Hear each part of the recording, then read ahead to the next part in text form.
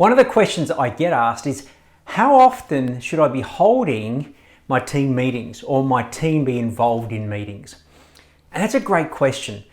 Now, imagine you're the coach of a football team, yeah? And you rock up at the ground, everybody gets changed, they run out on the ground, and I'm an AFL man. So they start the game starts, the ball's bounced. There's no chat before the game about what the game plan is. Quarter time comes, no chat. Half time, no chat. 3/4 time, nothing. Final siren, players shake hands, into the sheds, get changed, head home. Again, no debrief. Over time, what do you think the energy or the morale of that team would be like? Yes, they may win or they may lose on the scoreboard, but how do they stay engaged? How do they know essentially what they're doing well and what they're not doing well, other than what the scoreboard says? And in some cases, what would it be like if they didn't even have a scoreboard? How would they know whether they've won or not?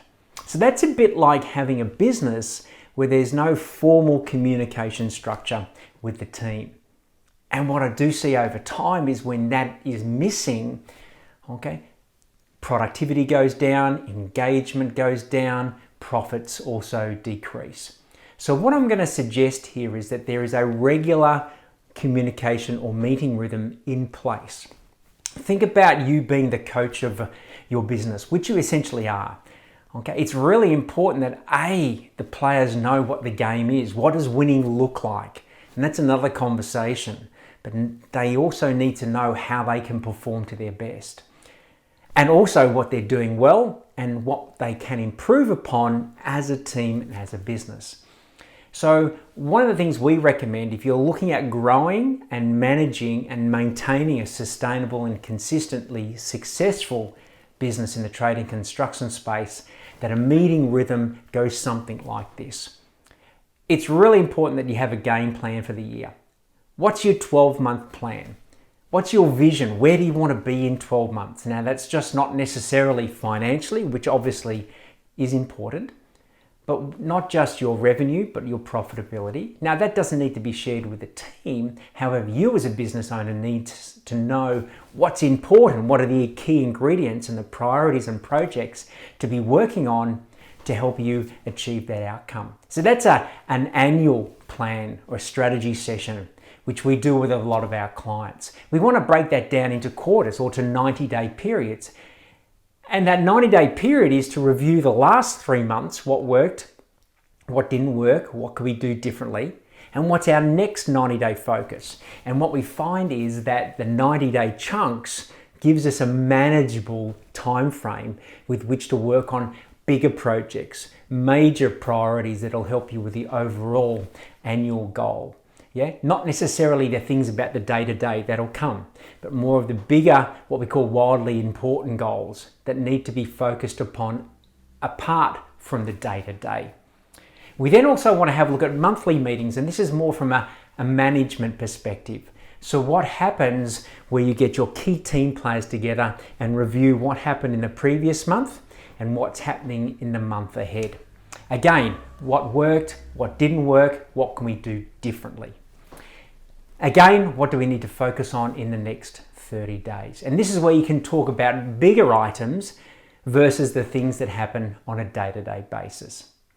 We then want to have a look at a weekly meeting, and I think it's important that every team player has an opportunity to be part of a weekly meeting structure. And that weekly meeting structure is super important, more from an operational perspective.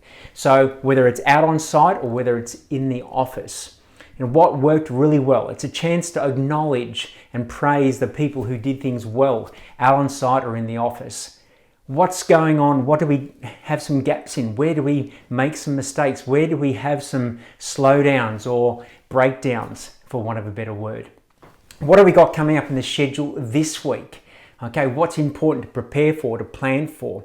And it's often said that a half-hour meeting once a week can save a day of chaos. And if you haven't had those communication structures, you will know exactly what I mean. And then, again, on a day-to-day basis, out on site, if you've got a team of 1 or 2, or maybe a team of half a dozen that are working together, okay, what happened yesterday? How do we go? How do we finish up?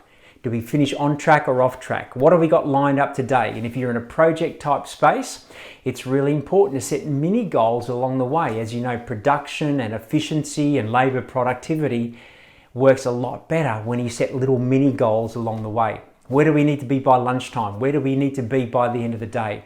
We've allocated X number of hours to this project. Overall, we're at this stage. We need to be completed by Friday, 12 o'clock, or it's Tuesday, 3 o'clock. The team want to know whether they're on track or off track. So there's just an example of some of the structures that you can put in place for your business. Are they required, essential? Absolutely not. Do they make a big difference? In my experience, yes. And the businesses that have this regular meeting structure, a regular rhythm, are more engaged, more connected, more productive, and that obviously leads to more profitability for the business down the track.